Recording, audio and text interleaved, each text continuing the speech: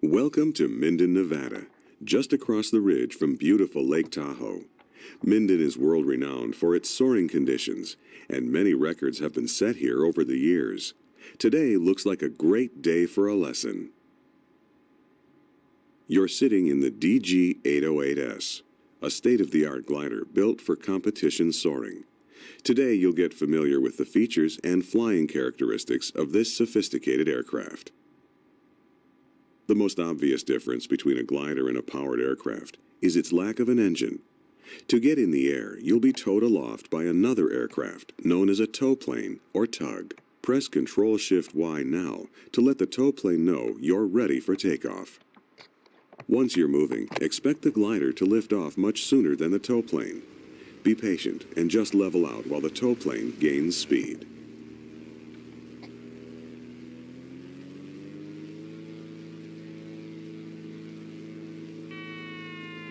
There you go.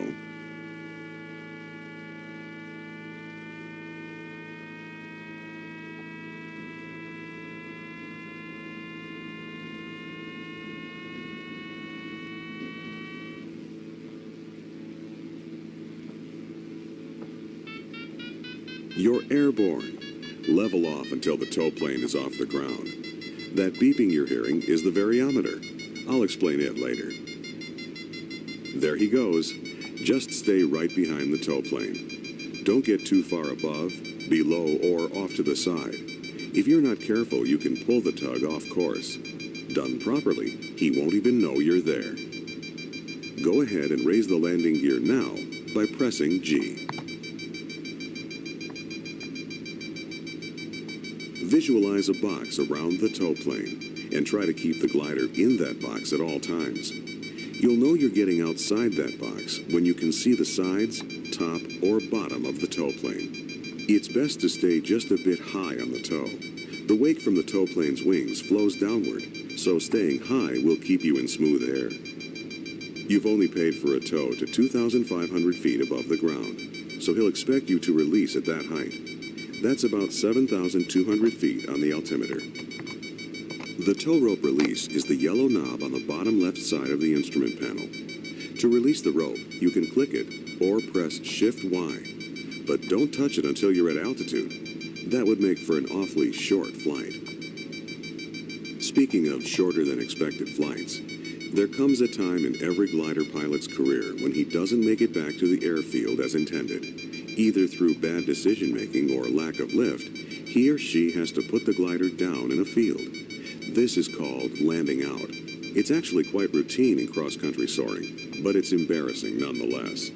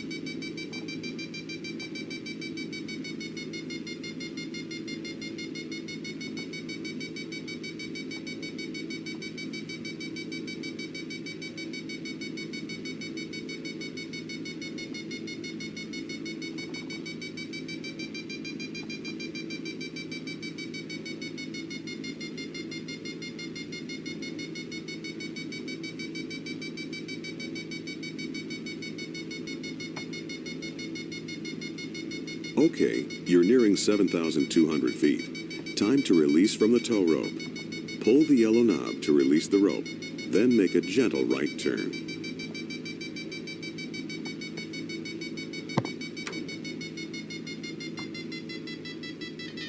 Nicely done. Now that you're on your own and powerless, you'll need to find rising air to stay aloft. Keep flying straight and level, and I'll explain what to do next.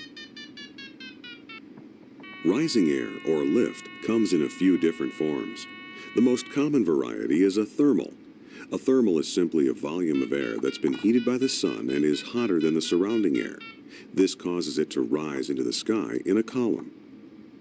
On a sunny day, if you see a soaring bird flying in circles without flapping its wings, it's because it's found a thermal. This is exactly what you'll attempt to do. You'll generally find thermals rising above surfaces that absorb the sun's heat more than the surrounding terrain. Plowed fields, rock outcroppings, or concrete areas are always good bets. There's a large thermal over the fields just west of here.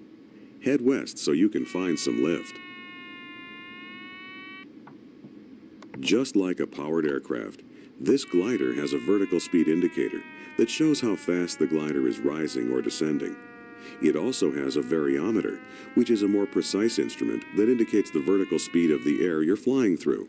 You'll find the variometer just below the airspeed indicator.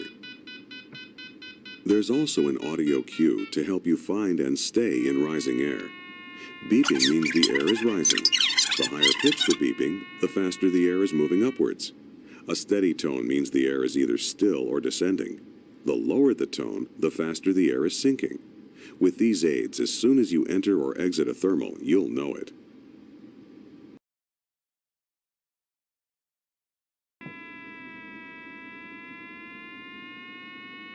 Okay, feel that turbulence? That's the telltale sign that you're close to a thermal. Just keep flying level and you should hit lift.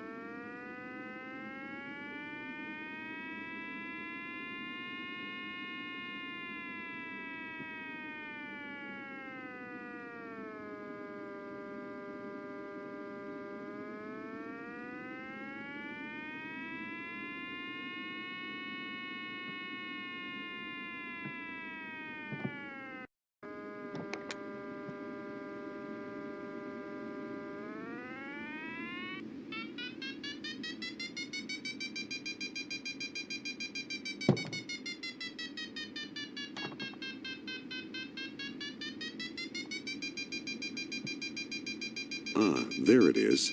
Now fly circles inside the thermal to keep gaining altitude.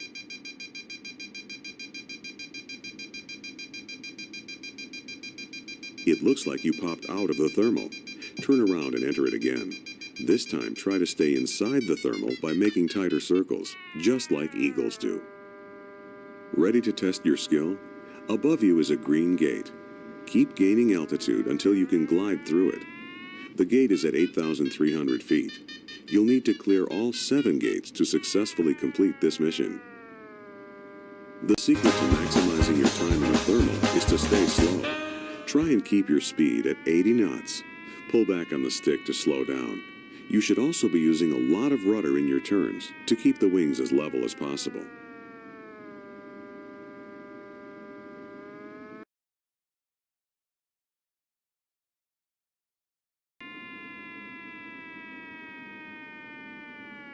It doesn't look like you're going to make it back to Minden. Start looking for a safe place to land. Extend the gear by pressing the G key and extend the flaps to full by pressing F8. Touch down as softly as you can.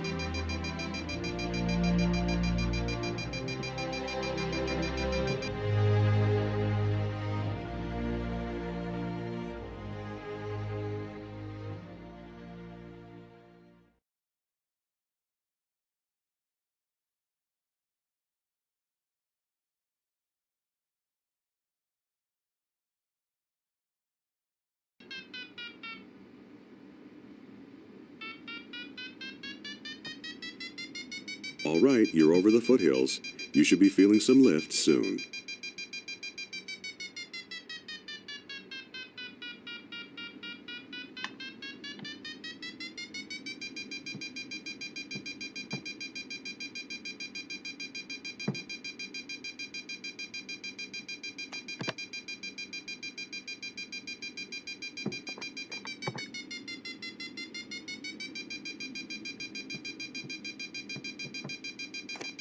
Ah, there it is.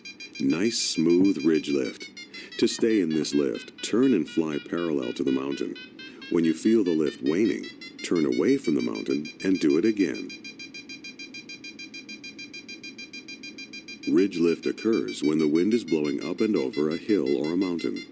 This generates an area of rising air, or lift, on the windward side of that hill. Instead of circling like you would in a thermal, to make the most of ridge lift, you'll fly a back and forth pattern in front of the hill. You'll gain altitude with every pass. There are some dangers associated with ridge lift. You're flying in close proximity to the mountains, so there's no room for error. Always turn away from the hill. There are also turbulent areas of downward moving air on the downwind sides of hills and mountains. This sinking air can drag you right into the hillside.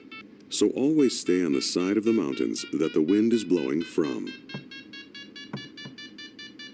You've lost the lift. Turn around. See the series of gates along this ridge? Keep climbing until you can clear them all on one pass.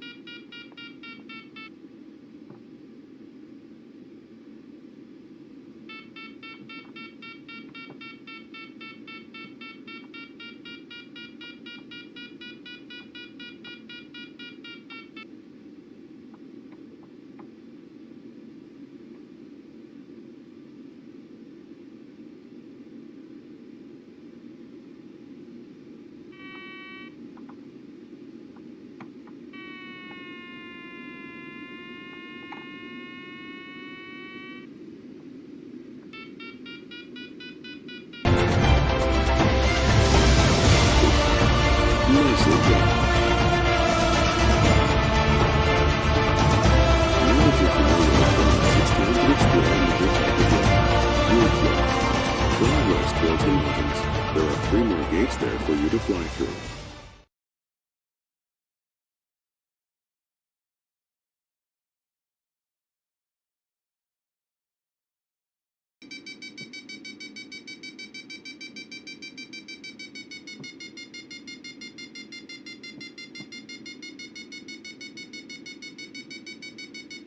Oops, you missed that gate. There's one gate.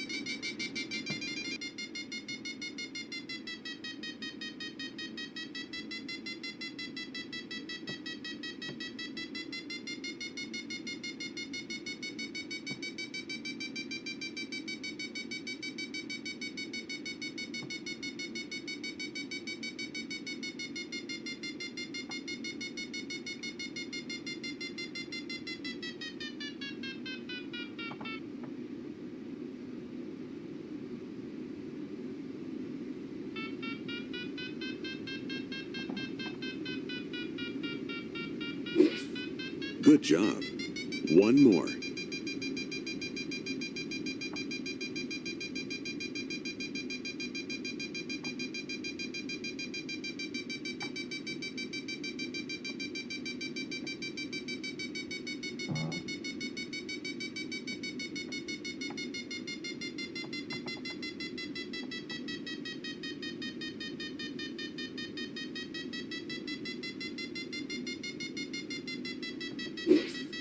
Nicely done. Okay, take a rest and cruise for a bit. Head west over the ridge toward Lake Tahoe. See the last set of gates? Head in that direction.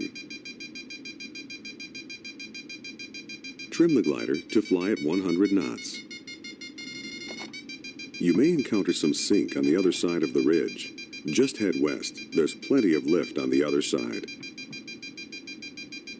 The last type of lift to know about is wave lift. Wave lift is similar to ridge lift, except it occurs much higher up, above and behind the ridge line. When air is disturbed, it acts a lot like water and creates ripples and waves. As an air mass moves up and over a mountain range, it pushes the air above it up and out of the way. This disturbance causes a wave motion that can extend out many miles. This is wave lift. Keep in mind, though, that the air masses between the waves are sinking. Many soaring altitude and distance records have been set after finding a good wave. It's a rare day you find a good wave, and today the winds are just right. Just keep heading west and watch for smooth rising air.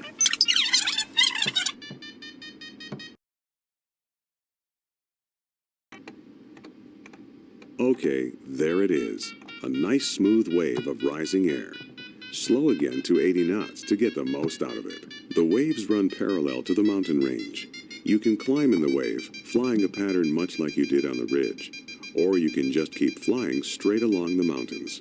Try and line yourself up to fly through the next set of gates. The first gate is at an altitude of 14,700 feet.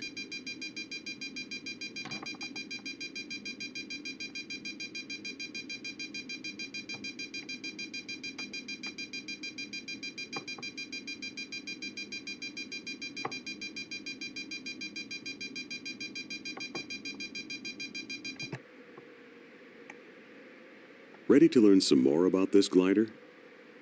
A heavier aircraft penetrates the air better as it has more inertia. This means more speed. Many racing sailplanes carry ballast so they can fly faster. Ballast is weight added to the aircraft in the form of water. This extra weight means the glider won't thermal as well, so sometimes in low-lift areas you'll need to drop that extra weight. This is done by opening valves to jettison the water. Don't do it now as you'll need the speed to get home, but the valves are controlled by the chrome handles on the right side of the cockpit. Next subject, flaps. Lift itself creates drag, and drag slows you down. Gliders usually have an enormous amount of extra lift. When you fly fast, this extra lift slows you down. To reduce the lift, this glider features a negative flap setting. Once the flaps are at 0 degrees, just press F6 again to move the flaps into the negative range. To set the flaps to neutral again, press F5.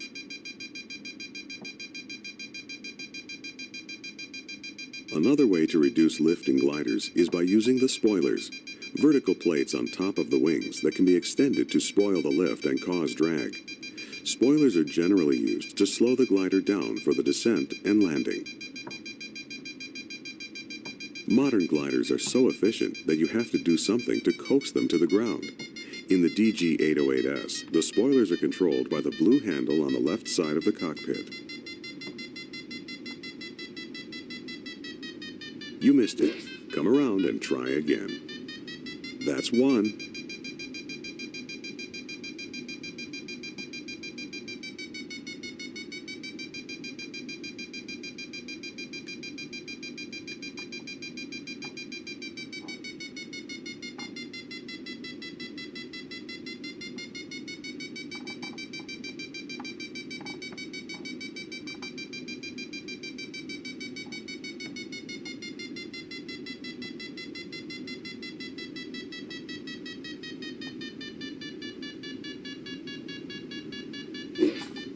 And another. Very nice. One more.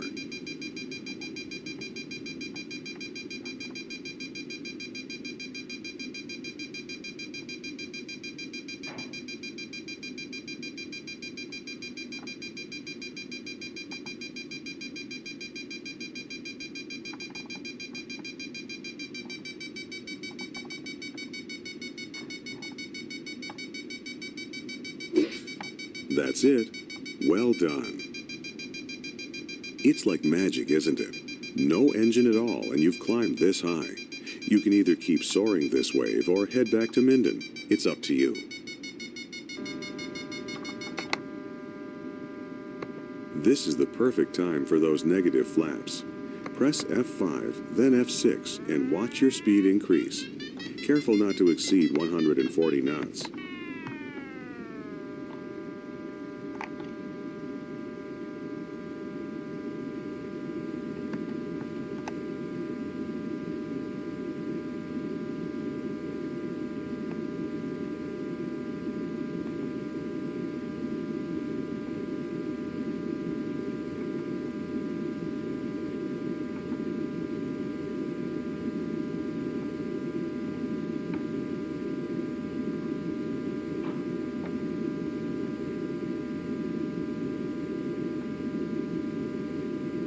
Watch your speed. Any faster and you'll overstress the airframe.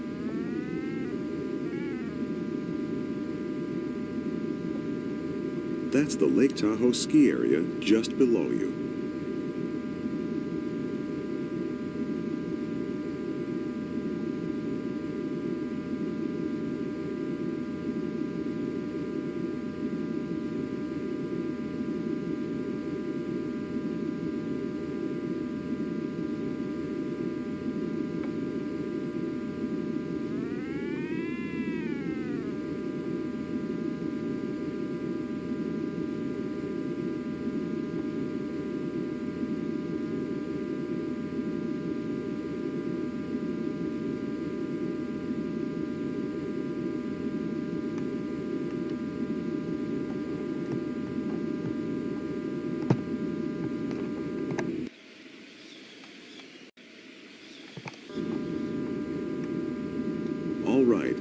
almost home. With this much extra altitude, you'll need some help getting down quickly. Fully extend the speed brakes by pressing the slash key, and lower the nose to maintain at least 80 knots in the descent. For now, head right over the airport. That way you can make sure the runway is clear.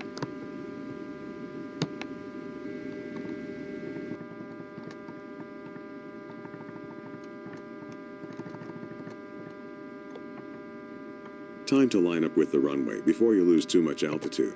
Retract the speed brake and make sure flaps are neutral by pressing F5. Go ahead and dump your ballast if you haven't already. Turn the chrome handles on the right side of the cockpit.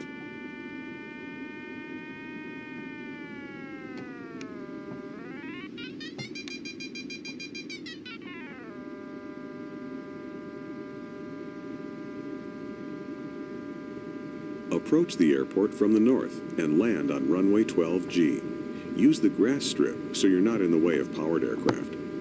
See that small grass strip next to runway 30? That's where you'll put it down. Looks clear. Go ahead and turn north. Okay, turn around and get lined up for landing.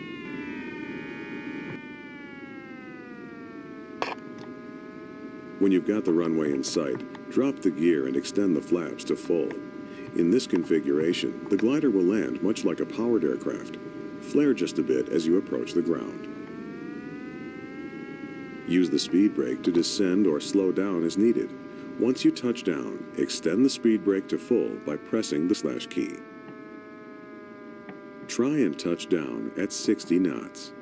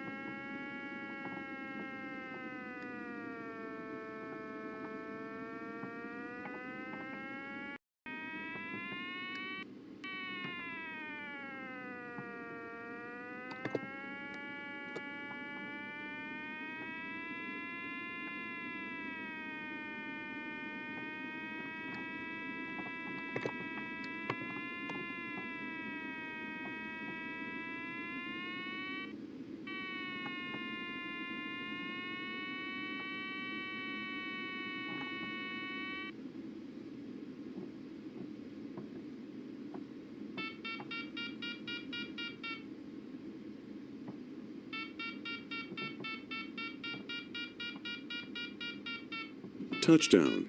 Now keep the wings level as long as possible.